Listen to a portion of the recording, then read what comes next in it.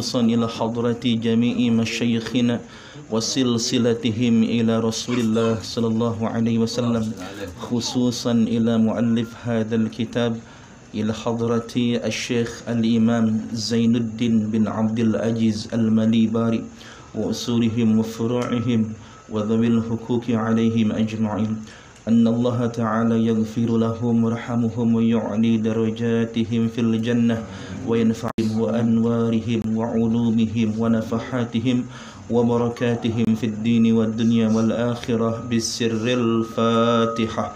أعوذ بالله من الشيطان الرجيم. بسم الله الرحمن الرحيم. الحمد لله رب العالمين الرحمن الرحيم مالك يوم الدين، إياك نعبد وإياك نستعين اهدنا الصراط المستقيم صراط الذين أنعمت عليهم غير المغضوب عليهم ولا الضالين. رب اغفر لي ولوالدي آمين. يا ربي بالمصطفى بلغ مقاصدنا واغفر لنا ما مضى يا واسع الكرم. يا ربي بالمصطفى بلغ مقاصدنا واغفر لنا ما مضى يا واسع الكرم. لنا من أمرنا رشدا واجعل مؤونتك الحسنى لنا مددا. يا ربي بالمصطفى بلغ مقاصدنا واغفر لنا ما مضى يا واسع الكرم. ولا تكلنا إلى تدبير أنفسنا فالنفس تعجز عن إصلاح ما فسدا.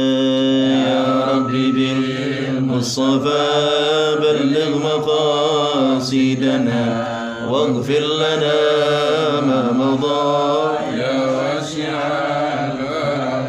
أنت العليم وقد وجهت يا أملي إلى رجائك وجها سائلا ويدا.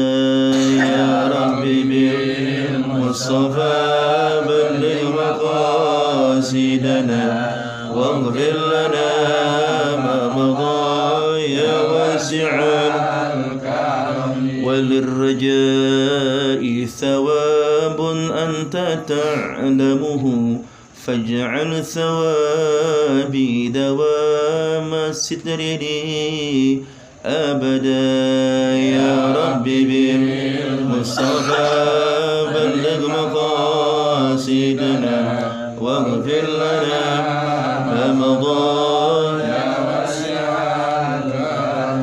اللهم صل وسلم وبارك عليه وعلى آله. الحمد لله الحمد لله مكور الليل على النهار تذكرة لأولي القلوب والأبصار وتبصرة لذوي الألباب والاعتبار. اللهم صل على نور ومفتاح باب اليسار سيدنا محمد المختار وآله الأطهر وأصحابه الأخيار عدد نعم الله وإفضاله. أما بعد، فقد قال الله تعالى في القرآن الكريم وهو أصدق القائلين: أيها الذين كما كتب على الذين من قبلكم لعلكم تتقون أياما معدودات. صدق الله وصدق رسوله النبي الحبيب الكريم ونحن على ذلك من الشاهدين والشاكرين والحمد لله رب العالمين. Hadratul mukarramin wal mukarramat, Bapak Ibu, saudara-saudari, hamba-hamba Allah sekaligus umatnya Rasulullah sallallahu alaihi wasallam yang senantiasa mengharapkan curahan rahmat maghfirah dari Allah Subhanahu wa taala. Mudah-mudahan dengan bersama kita di majelis yang mulia ini Di malam ini kita mendapatkan curahan rahmat serta ampunan dari Allah Subhanahu wa taala. Semakin bertambah keberkahan dalam hidup kita, semakin bertambah rezeki kita, semakin barokah usia kita, keturunan kita saleh, dan mudah-mudahan kehidupan kita mulia dunia dan akhirat. Yang kami muliakan Khadimul Majlis Nurus Sa'adah Abah Kiai Haji Amil Qasim yang tadi telah menyampaikan prakata dalam rangka targhib wa tarhib menyambut kedatangan bulan suci Ramadan. Kita doakan dai kita ini yang terbukti hingga detik ini masih saja istiqomah dalam mengemban amanah dakwah di tanah air Keranggan ini. Mudah-mudahan beliau senantiasa dipelihara oleh Allah Subhanahu wa taala. Beliau dan keluarganya mulia dunia dan akhirat. Amin ya Allah ya rabbal alamin. Para asatidzah, para guru, para tokoh masyarakat, sepuh, bini sepuh yang juga hadir pada malam yang mulia ini, yang mohon maaf tak saya sebutkan, namun tentu tanpa disebutkan pun antum semuanya sudah diagung-agungkan, sudah dibangga-banggakan di majlis yang lebih baik dari majlis ini, yaitu majlisnya para malaikat, dan yang menyebut-nyebut adalah Allah Subhanahu wa taala. Mudah-mudahan semuanya mulia dunia dan akhirat. Amin ya rabbal alamin. Saudara, malam ini adalah malam 18 Sya'ban, betul ya? Yang artinya kurang dari 12 hari lagi kita akan menjemput bulan yang kita sebut sebagai tamu agung. Kalau Ramadan ini kita sebut sebagai tamu agung, maka Sya'ban ini adalah utusan dari tamu agung tersebut. Sebelum kedatangan tamu agungnya, ia kirimkan utusannya kepada kita untuk menginformasikan bahwasanya kedatangannya tidak lama lagi. Seorang utusan dalam agama Islam wajib dihormati, wajib dijaga, wajib diagungkan, karena utusan itu mewakili dari yang mengutus. Maka Sya'ban ini adalah bulan yang menjadi agung karena dia menempel kepada bulan yang agung, yang ini bulan Ramadan. Tapi ironisnya justru kita ini banyak lalai di bulan Sya'ban. Ahlan.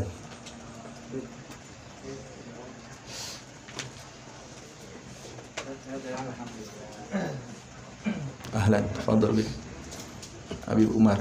Siapa nih? Dewek kan? Tumben belum pulang. Oh, di rumah ya? Apa nih? Dewek kan aja. Ya.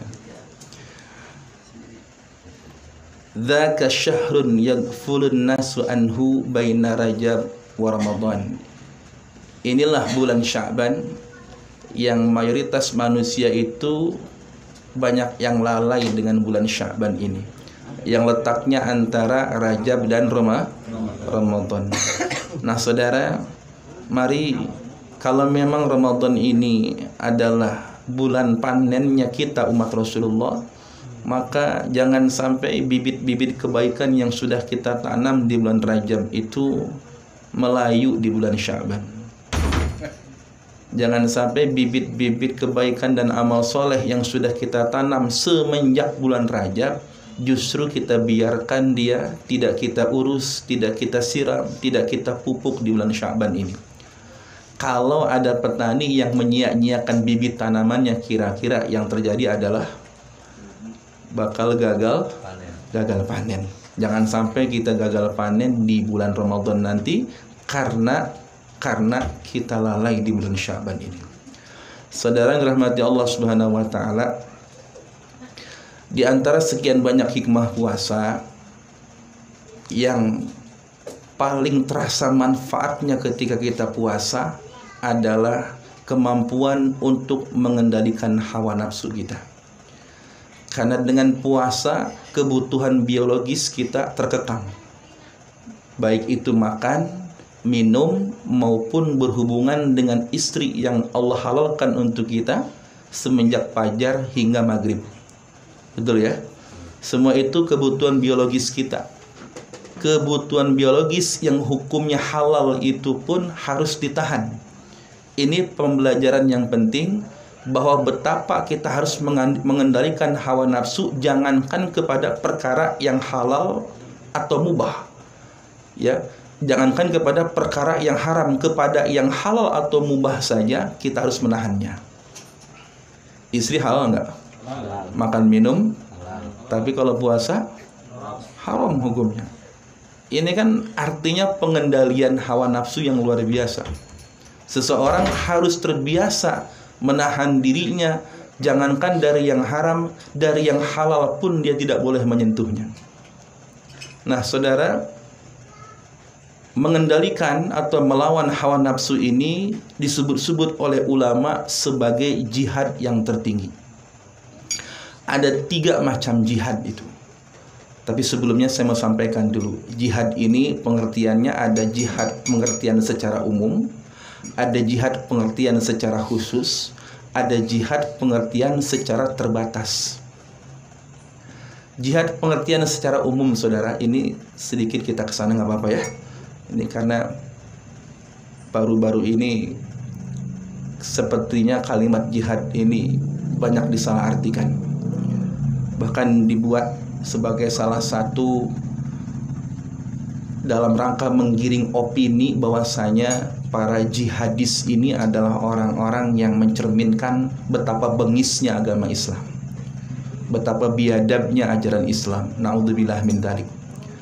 Perlu kita pahami bahwa konsep jihad dalam agama kita, memang jihad ini adalah salah satu amalan tertinggi dalam agama kita. Jihad ini boleh dibilang adalah puncak amal tertinggi seorang pemeluk agama Islam adanya di jihad. Tapi tolong pahami dulu, jihad ini dari segi bahasa saja bisa diartikan secara pengertian yang umum, bisa khusus, bisa terbatas. Boleh dilihat nanti dalam kitab Imam Al-Asbihani itu panjang banget dibahas masalah jihad dan macam-macamnya. Nah, kita pahami jihad itu secara makna yang umum adalah tindakan seseorang dalam mencurahkan segenap kemampuannya dalam rangka menjaga kebenaran, membela kebenaran, dan menolak kebatilan, menolak keburukan. Jadi intinya secara umum jihad itu adalah tindakan dalam mencurahkan segenap daya dan upaya dan serta kemampuan dalam membela kebenaran, menolak kejahatan. Itu makna secara umumnya. Nah, berarti kalau mencurahkan segenap kemampuan untuk apa saja, betul tidak? Antum, para dai di lingkungan Keranggan ini, antum adalah orang yang telah mencurahkan segenap kemampuan dalam membenahi akhlak masyarakat, dalam mencerdaskan masyarakat dalam ilmu agama dan ilmu-ilmu yang lainnya. Itu dakwah, itu jihad namanya. Jihad antum dalam jalan dakwah, itu jihad. Makna secara umumnya, seorang bapak pergi pagi, pulang pagi. Kerja apa itu? Pergi pagi, pulang pagi, ya. Kepala di bawah, kaki di atas, sampai jungkir balik itu bapak, ya. Tulang dibanting-banting, piring dibanting-banting, peras keringat banting tulang, masya Allah. Kalau melihat kepada makna jihad secara umum, berarti si bapak ini mencurahkan segenap kemampuannya untuk membela keluarganya, itu pun jihad. Itu jihad dari makna secara umumnya. Seorang ibu tiba waktunya mengandung 9 bulan, tiba waktunya melahirkan, memperjuangkan nyawa anaknya lahir. Kenapa? Karena memperjuangkan nyawa lahir ke dunia dengan selamat. Itu jihad, saudara. Ya, menyelamatkan nyawa satu orang dalam Islam itu sama dengan menyelamatkan seluruh nyawa di muka bumi ini. Membunuh nyawa, satu nyawa tanpa hak dalam agama kita, itu dosanya sama dengan membunuh seluruh nyawa di muka bumi ini. Betapa agama ini sangat menghargai nilai satu nyawa, saudara. Jadi agama kita ini tidak akan menyia-nyiakan nyawa tanpa dosa. Tidak akan agama kita yang mulia ini mengajarkan untuk menghilangkan nyawa seseorang tanpa haknya. Ingat itu. Ya, agama kita nggak pernah ngajarin menghilangkan nyawa tanpa hak, karena dosanya besar betul. Agama kita sudah memberikan batasan bahwasanya membunuh satu nyawa sama dengan membunuh seluruh nyawa, itu nilainya. Ini kan besar dosanya. Mana mungkin agama yang memberikan batasan seperti itu mengajarkan kepada pemeluknya untuk membunuh sembarangan? Tidak ada. Kalaupun ada yang mengaku dia beragama Islam dan melakukan tindakan tersebut, maka jelas sudah dia tidak membawa nama ajaran Islam. Ini adalah pemahaman dirinya pribadi yang mengatasnamakan Islam, saudara. Jadi tindakan radikalisme, tindakan terorisme tidak ada dalam Islam. Catat baik-baik ini dimanapun Anda menyaksikan video ini, bahwa agama ini tidak sedikit pun pernah mengajarkan radikalisme apalagi terorisme, saudara. Karena jihad kami itu adalah jihad yang multidimensial, hanya tidak kepada memerangi orang-orang kafir dan munafik saja. Nah, ini jihad dalam pemahaman secara umum. Yang kedua, kata Imam Al-Asbihani, jihad pemahaman secara khusus. Jihad apa ini? Jihad dalam membela dakwah Islam dan mengcounter berbagai macam bentuk usaha untuk menggagalkan dakwah itu. Ini khusus. Ya, maknanya khusus. Khusus hanya pada dakwah syiar agama Islam. Maknanya khusus. Jadi orang yang bergerak dalam bidang dakwah, ya, mensyiarkannya, mengamalkannya, ya, mendakwahkannya, ini jihad namanya. Serta tindakan preventif, tindakan pencegahan dalam rangka melawan segala tindakan yang hendak mengancam dakwah ini, itu adalah jihad. Jadi Islam ini sifatnya apa? Menyerang atau bertahan? Ya, Islam ini awalnya bertahan. Karena dalam agama kita ini menyebarkan Islam dengan cara damai. Namun ayat perang itu turun manakala Islam ini dinodai, saudara. Jadi sistem dakwah kita itu mengedepankan apa? Mengedepankan ilmu dan akhlak. Iya enggak? Itu para wali songo, coba lihat. Itu wali songo mendakwahi tanah Jawa, tanah Sumatera, dan tanah-tanah di Nusantara lainnya. Kalau tidak mengedepankan akhlak dan ilmu, saya tanya, kira-kira berhasil enggak? Enggak akan berhasil. Ahlan wa marhaba habibana. Ya Rasulullah. Ya benar Salim. Tola'al badru. Ambil. Sampai kemana mampir di mana? Dipijat sama satu tuan. Habis masuk angin. Iya. Ya kalau tadi kita kerok aja tuh. Jangan Ini. enggak. Ya asal pada beb. Siap. Alhamdulillah. Mana yang untuk mana? Ini.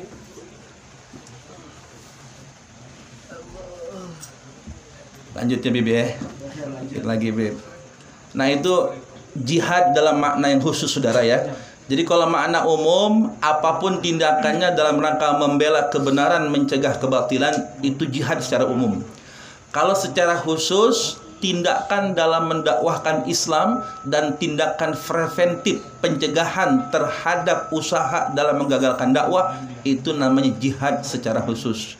Nah, jihad secara terbatas. Nah, ini jihad dalam makna secara terbatas adalah mengangkat senjata, berperang melawan kemusyrikan, kekafiran, kebatilan, kezaliman. Itu baru makna jihad secara terbatas. Ini kadang jihad hanya di mana ini saja nih. Terbatas. Jadi seakan-akan kalau jihad itu perang, makanya gitu ya. Kalau jihad itu perang aja. Enggak, saudara. Jihad bimakna kital ini, bimakna perang ini adalah pemahaman jihad secara terbatas. Berarti saya tanya, kalau terbatas bisa nggak semua orang perang? Nggak bisa. Buktinya begitu kan? Buktinya kalau memang jihad itu maknanya perang, berarti jihad itu berlaku untuk semua orang. Tapi ternyata di masa Rasulullah pun ada yang berperang, ada yang tidak berperang. Betul ya?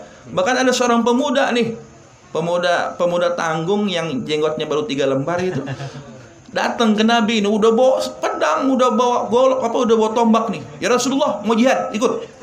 Rasul balik tanya, ibu masih ada? Ada ya Rasulullah. Pulang. Kok pulang Rasulullah? Kenapa? Pulang. Jihadmu adalah berbakti kepada ibumu.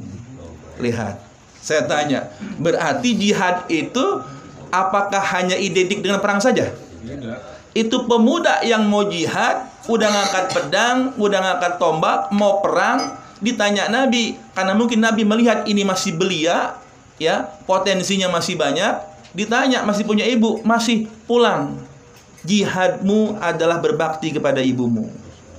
Berarti buat pemuda ini berbakti kepada ibunya, melayani ibunya, ya, mengurusi ibunya lebih afdol buat dia daripada perang, saudara. Bisa dipahami ini. Nah, jadi jangan sampai makna jihad ini hanya dimaknai secara terbatas perang saja. Rasul sendiri tidak pernah membatasi jihad itu hanya perang saja. Contohnya kasus tadi itu. Dalam hadis sahih itu disebutkan bahwasanya pemuda ini disuruh pulang oleh Nabi, disuruh mengurus ibunya, disuruh berbakti kepada ibunya. Ini tanda jihadnya seorang anak adalah dengan berbakti kepada ibunya. Kan gitu ya. Nah, ini saudara. Tolong dipahami ini. Ini jihad secara terbatas. Jadi 3 maknanya nih. Secara umum, secara khusus, secara terbatas, saudara. Nah, itu pemahaman jihad. Nah, sekarang macam-macam jihad bagaimana? Secara global dibagi 3. Ada yang bilang 4 ulama. Yang bilang 3. Yang pertama, jihadun nafsi. Jihad melawan hawa nafsu. Ini di level tertinggi ternyata. Ada di level tertinggi. Mana buktinya? Waktu kelar perang Badar, baru pulang nih, semua sepakat perang Badar ini adalah perang terdahsyat dalam Islam. Saking dahsyatnya campur tangan malaikat ada di sini. Luar biasa ya. 313 syuhada Badar melawan 1000 lebih kafir Quraisy yang waktu itu sangat mumpuni dalam berperang, persenjataannya lengkap, kudanya gagah-gagah. Penduduk Madinah kebanyakan adalah petani waktu itu. Yang ahli berperang itu sedikit. 313 orang syuhada perang Badar ini, itu mayoritas adalah petani kebanyakan.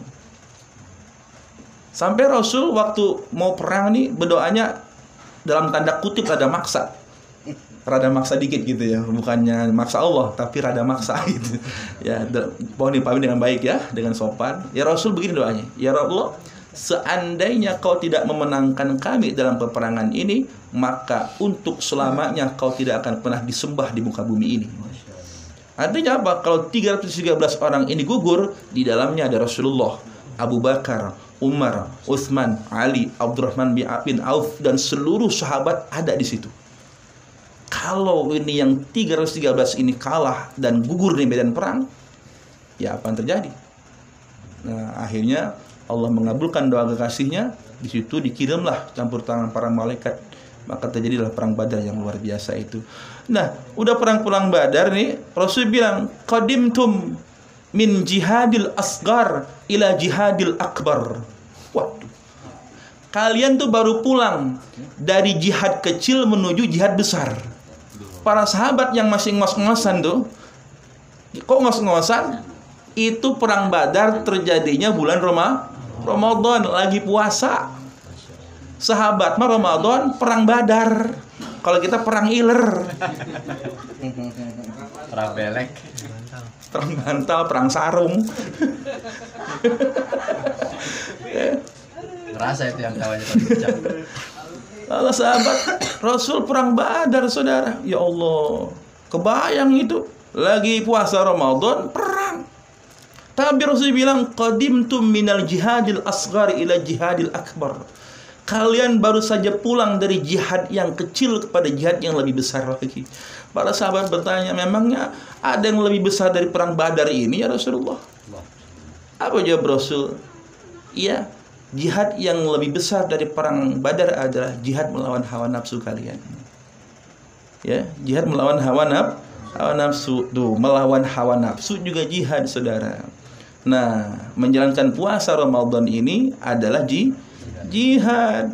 Karena salah satu hikmah dari menjalankan puasa adalah menahan hawa nafsu. Jadi nggak usah pikir macam-macam, jihad itu kudu perang, apalagi jihad itu kudu bawa bom kemana-mana. Ya, tidak seperti itu. Antum taklukkan hawa nafsu, ya, meninggalkan segala yang membatalkan puasa, hissan wa ma'nayan, secara zahir dan batin, itu jihad. Tidak makan, tidak minum, tidak memasukkan apapun ke rongga tubuh, tidak berhubungan badan dari subuh sampai maghrib, cuman maghrib doang. Ba'da maghrib boleh langsung buka, ya, buka celana dan segala-galanya. Silakan. Dan tinggalkan 5 hal itu. Apa? Bohong, ya. Terus apalagi? Memandang dengan syahwat. Apalagi? Ada 5 itu yang batalkan pola puasa. Sumpah palsu, ya, adu domba, dan gibah. 5 nih. Tinggalin tuh. Berhasil meninggalkan itu semua, antum orang yang berhasil menjalani jihad yang akbar, saudara sekalian. Kan berat itu ya. Lagi puasa tuh udah mulut asem, nggak, biasanya kan ada yang nyumpel gitu. Ya udahlah, ngomongin orang aja lah. Iya. Kan gibah enak banget itu. Apalagi kalau digibahin, memang lagi hot-hotnya gitu ya. Paling enak. Nah, ini jihad besar, saudara. Jihad besar.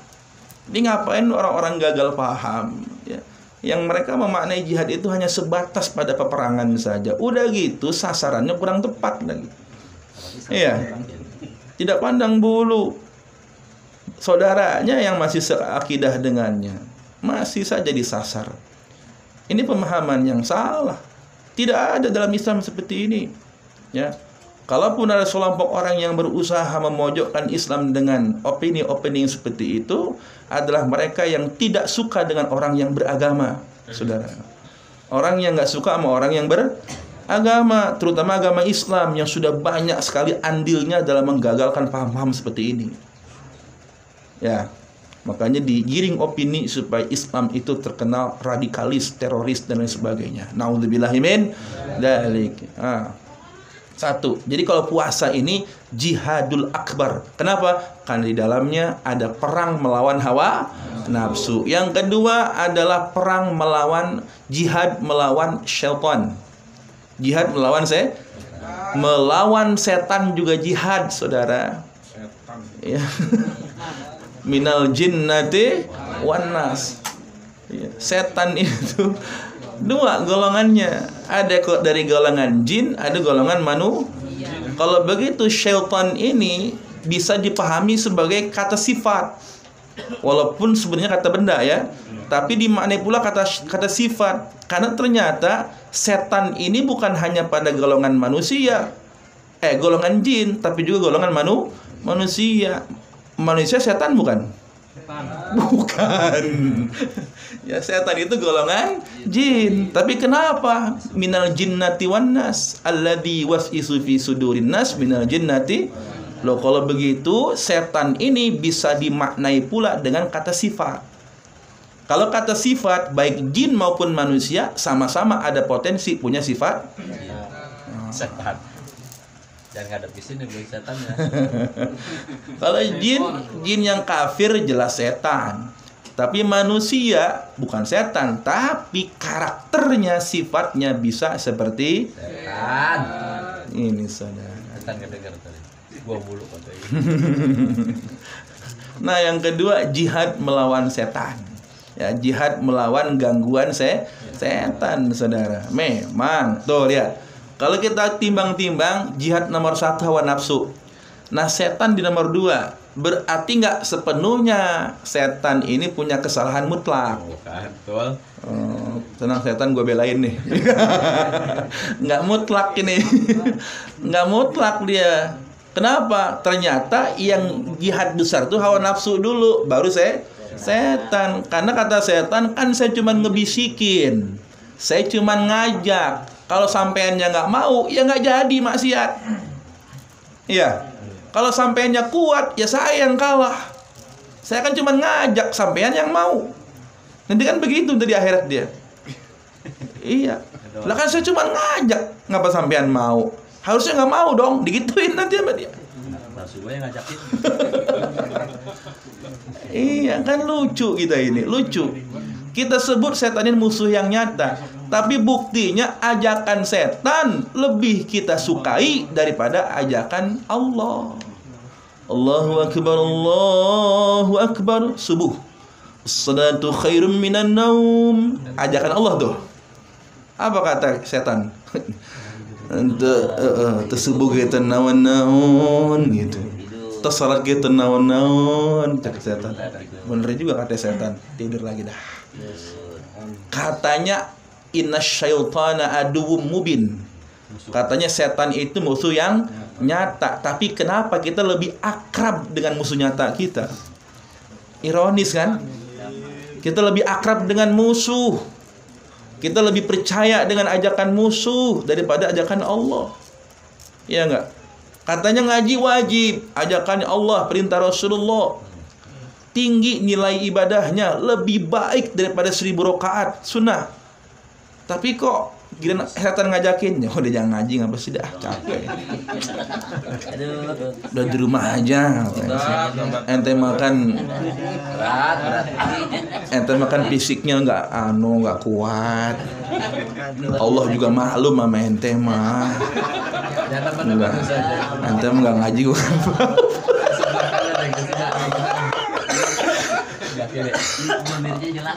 Allah maklum kok sama ente. Maklum ente. Ya begitu. Jelas kok.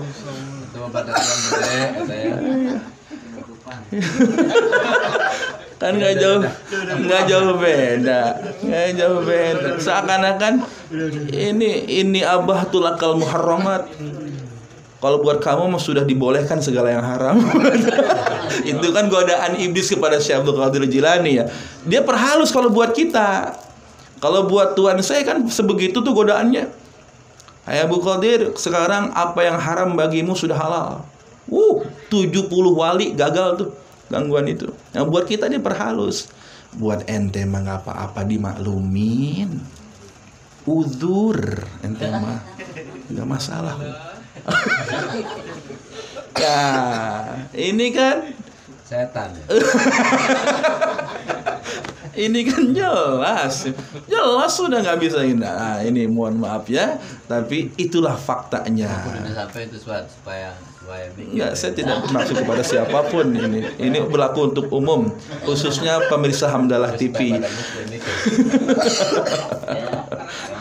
Gitu. Nah, jangan dulu jihad ke Palestina, jihad ke Suriah. Kalau jihad melawan setan saja masih keok. Ya. Nah, ini saudara, di level kedua ada jihad melawan bujuk rayu setan. Itu jihad juga. Ya. Nah, yang ketiga baru deh jihad melawan kaum munafikin wal kafirin wal dhalimin yang membahayakan agama kita. Ya, karena ada juga orang-orang kafir tapi tidak berbahaya. Kafir zimmi, kafir yang memang harus kita jaga harta dan nyawanya. Nggak boleh kita ganggu sama sekali. Kenapa? Dia kafir yang tidak memusuhi umat Islam. Harta dan nyawanya dijaga, bahkan diharamkan untuk ditumpahkan dan diambil dalam agama kita. Tapi buat mereka kafir yang jelas-jelas sudah memusuhi, maka hukumnya dia harbi. Membunuhnya itu hak, bahkan berpahala. Di ujung senjata mereka, pedang mereka, pistol mereka, brand mereka, tank baja mereka, itu ada surganya Allah Subhanahu wa taala menanti kita. Di ujung senjata mereka itu ada surga Allah yang menanti kita. Nah, itu hak. Itu membunuh secara hak karena kafirnya memusuhi, saudara. Ya, memusuhi dengan terang-terangan lagi. Ya, dengan terang-terangan memerangi maksudnya. Nah, kalau dia ngajakin perang, umat Islam ini lebah, paling pantang nyerah.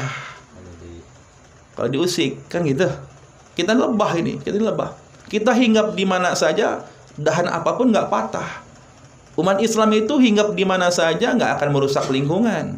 Bahkan menguntungkan lingkungan, itu karakter kita.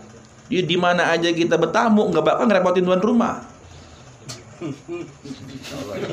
Insya Allah kena lagi.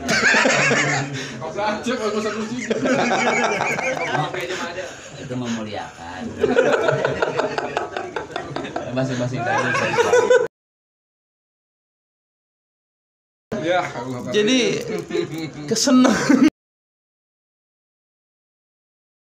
kan, ya berusaha seperti itu. Wala takunu kallan gitu. Kalau bisa mah apa? Jadi meringankan beban orang lain, jangan sebaliknya. Begitu, ya. Iya, tapi kalau disediain mah minum aja. Iya, malah nggak menghargai kita kalau nggak diminum. Takutnya boleh ngutang gitu. Ya. Halal. Ya, udah disediain nih, tamunya kurang tahu diri.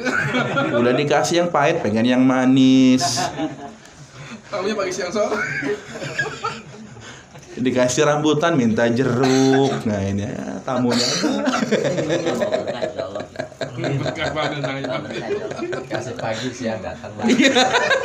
Kasih siang sore datang lagi. Semakin berkah insya Allah. Semakin berkah. Tamunya tekan. Allahu Akbar.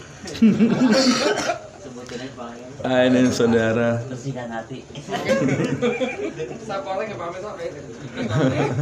Dekat orangnya. Nah, ini karakter para mujahidin, ya. Karakter mujahidin itu mereka keras kepada kekafiran, lemah lembut kepada sesama muslim, sesama orang yang beriman. Tuh, asyidda'u al-kufar ruhama'u bainahum. Jangan dibalik nih. Kadang terbalik sih ya. Sama teman seakidah romannya sengit banget ini. Tapi kalau yang beda akidah karena tertuntut masalah toleransi dan lain sebagainya, kayaknya merangkul bener gitu. Iya. Ditambah lagi sekarang ulama-ulama yang sedang disidang, yang sedang dikriminalkan, itu dihujatnya habis-habisan. Tapi koruptor mereka rangkul gitu. Ya. Betul tidak? Koruptor mereka rangkul, artis-artis yang dulu pernah melakukan kemaksiatan dirangkul lagi. Dia juga manusia, pernah bersalah, ayo kita ajak dia kembali. Ya Allah. Bahkan sekarang para koruptor sudah dibolehkan untuk kembali menyalonkan dirinya, segala macam. Kok para ahli maksiat ini dirangkul, diapresiasi sedemikian rupa. Ulama yang sedang dizalimi mereka caci habis. Nah ini saudara, ya. Nah, ini juga jihad kita. Ini ladang jihad kita. Cuman jadilah mujahidin wal mujahidat yang cerdas, yang sesuai dengan tuntunan Rasulullah Shallallahu Alaihi Wasallam, saudara. Jadi jangan sampai kita gagal faham. Nanti Islam itu akan runtuh dengan pemeluknya sendiri, ya. Karena memahami konsep jihad yang kurang tepat, akhirnya salah sasaran, yang bercita buruk nanti agama Islamnya, bukan pelakunya. Ya. Nah, saya menghimbau kepada yang hadir pada kesempatan ini dan semua yang menyaksikan tayangan ini, ya, maka berislamlah dengan kafah, berislamlah dengan sempurna, dan pahamilah ilmu itu dengan sempurna pula, jangan setengah-setengah. Tinggi derajat itu dengan ilmu, ya, dengan ilmu dan iman, saudara. Tapi hati-hati, beriman berilmu itu harus memiliki rujukan yang benar. Jangan sampai beriman berilmu kita tidak memiliki rujukan yang jelas, yang akhirnya nanti gagal paham. Ya. Jadi ayo ngaji dan ngaji terus. Karena kalau orang ngaji, insya Allah dia nggak akan gagal paham.